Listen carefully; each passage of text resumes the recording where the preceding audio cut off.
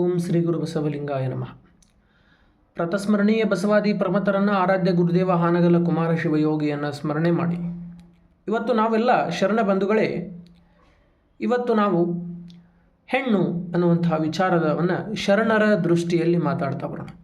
ಹೆಣ್ಣು ರಕ್ಕಸಿಯಲ್ಲ, ಹೆಣ್ಣು ಕಾಮಿಣಿಯಲ್ಲ, ಹೆಣ್ಣು ಸಾಕ್ಷಾತ್ ಕಪಿಲ ಸಿದ್ಧ ಮಲ್ಲಿಕಾರ್ಜುನ ಅಂತ ಹೇಳಿದವರು ಶಿವಯೋಗಿ ಸಿದ್ಧರಾಮರು.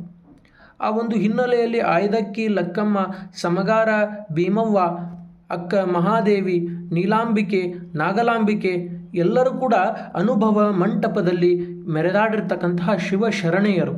ಅಂದರೆ ಇಲ್ಲಿ ಶರಣರ ಪ್ರಕಾರ ಗಂಡಿಗೂ ಕೂಡ ಆತ್ಮ ಇದೆ, ಹೆಣ್ಣಿಗೂ ಕೂಡ ಆತ್ಮ ಇದೆ. ಯಾವುದೇ ಒಂದು ವಿಚಾರದಲ್ಲೂ ಕೂಡ ಹೆಣ್ಣು ಗಂಡಿಗಿಂತ ಮೇಲೂ ಅಲ್ಲ, ಗಂಡು ಹೆಣ್ಣಿಗಿಂತ ಕೀಳು ಅಲ್ಲ, ಮೇಲೂ ಅಲ್ಲ ಅನ್ನುವಂಥದ್ದನ್ನು ಪ್ರಥಮವಾಗಿ ಹೇಳಿರುವಂಥವರು ಬಸವಾದಿ ಶರಣರು ವೈಜ್ಞಾನಿಕವಾಗಿಯೇ ಹೇಳಿದ್ದಾರೆ. ಒಂದು ವಚನದಲ್ಲಿ ಶರಣರು ಹೇಳ್ತಾರೆ, ಮೊಲೆ ಮತ್ತು ಕೇಶಗಳು ಬಂದಾಗ ಅವಳನ್ನು ಹೆಣ್ಣು ಅಂತೀರಿ, ಗಡ್ಡ ಮೀಸೆ ಬಂದಾಗ ಅವನನ್ನು ಗಂಡು ಅಂತೀರಿ. ಒಳಗಿರ್ತಕ್ಕಂಥ ಆತ್ಮ ಗಂಡು ಅಲ್ಲ, ಹೆಣ್ಣು ಅಲ್ಲೋ, ಅದು ಪರಮಾತ್ಮನ ಸ್ವರೂಪ ಅಂತ ಹೇಳಿ ಶರಣರು 12ನೇ ಶತಮಾನದಲ್ಲಿಯೇ ಹೇಳಿ ಹೋಗಿದ್ದಾರೆ. ಅದನ್ನು ನಾವು ಈಗಿನ ಲಿಂಗಾಯತ ಸಮಾಜದಲ್ಲೂ ಕೂಡ ನಾವು ನೋಡ್ಬೋದು. ಯಾಕಂದರೆ ಆ ಹೆಣ್ಣು ಋತುಮತಿ ಆದಾಗ ಅವಳಿಗೆ ಯಾವುದೇ ಒಂದು ನಿರ್ಭಯ ಇರುವುದಿಲ್ಲ. ಅವಳು ಕೂಡ ಹೇಗೆ ಗಂಡಿನಂತೆ ಅವಳು ಕೂಡ ತನ್ನ ಇಷ್ಟಲಿಂಗವನ್ನು ಪೂಜೆ ಮಾಡಬಹುದು. ಆದರೆ ನಾವು ವೈದಿಕ ಧರ್ಮದಲ್ಲಿ ನೋಡಿದಾಗ ಅಲ್ಲಿ ಬಹಳ ಕಟ್ಟಕಡೆಯ ವ್ಯಕ್ತಿಯು ಕೂಡ ಹೆಣ್ಣು ಬಹಳ ಶೋಷಣೆ ಆಗ್ತಾಳೆ. ಅವಳು ಕೇವಲ ಮಗುವನ್ನು ಹೆರುವಂತಹ ಯಂತ್ರ, ಸತಿ ಪದ್ಧತಿ ಇವೆಲ್ಲ ಕೂಡ ಯಾವ ಒಂದು ಸನಾತನ ಧರ್ಮದಲ್ಲಿ ನಾವು ಕಂಡು ಬರ್ತದೆ. ಆದರೆ ಲಿಂಗವಂತ ಧರ್ಮದಲ್ಲಿ ಅವ್ಯಾವು ಕೂಡ ಕಂಡು ಬರೋದಿಲ್ಲ ಅನ್ನುವಂಥದ್ದು ನಿಜವಾಗಿರ್ತಕ್ಕಂಥದ್ದು. ಮತ್ತು ಒಂದು ಹೇಳೋದಾದರೆ ಲಿಂಗವಂತ ಧರ್ಮದಲ್ಲಿ ಹೆಣ್ಣನ್ನು ಸಾಕ್ಷಾತ್ ದೇವರಿಗೆ ಹೋಲಿಸುವಂತಹ ಒಂದು ಹಿನ್ನೆಲೆ ಇದೆ. ಅದೇ ಹಿಂದೂ ಧರ್ಮದಲ್ಲಿ ಅದನ್ನ ಮಾಡ್ತಾರೆ, ಆದರೆ ಅವರು ಹೇಳ್ತಾರೆ ಅಷ್ಟೇ.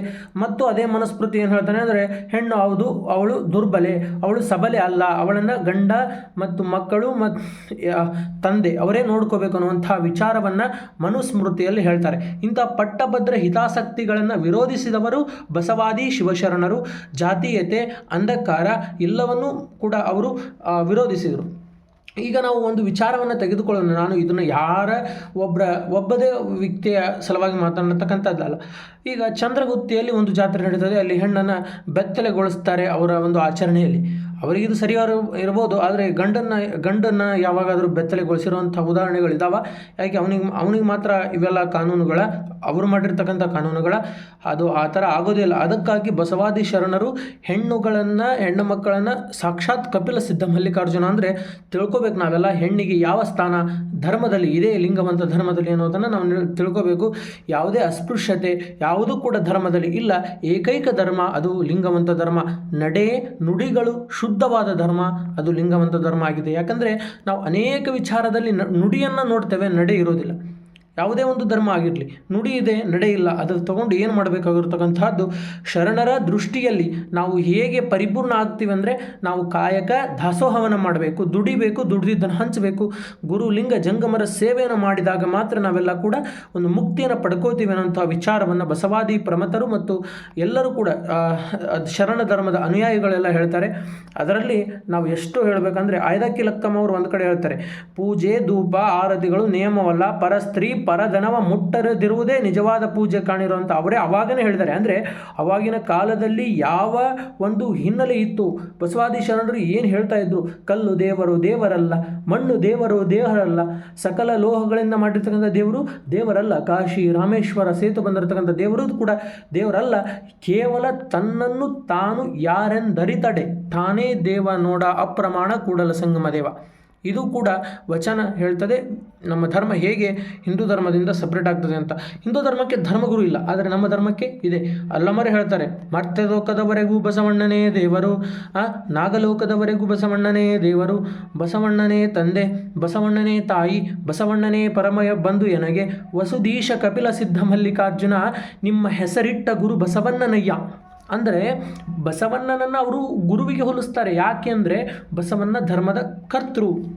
ಕೆಲವು ಜನ ಹೇಳ್ತಾರೆ ಯಾವ ಒಂದು ಜೇಡರ ದಾಸಿಮಯ್ಯನವರು ಬಸವಣ್ಣನವರಿಗಿಂತ ಪೂರ್ವದಲ್ಲಿ ಇದ್ದರು, ಅವರು ಶರಣ ಧರ್ಮದಲ್ಲಿ ಇದ್ದರು.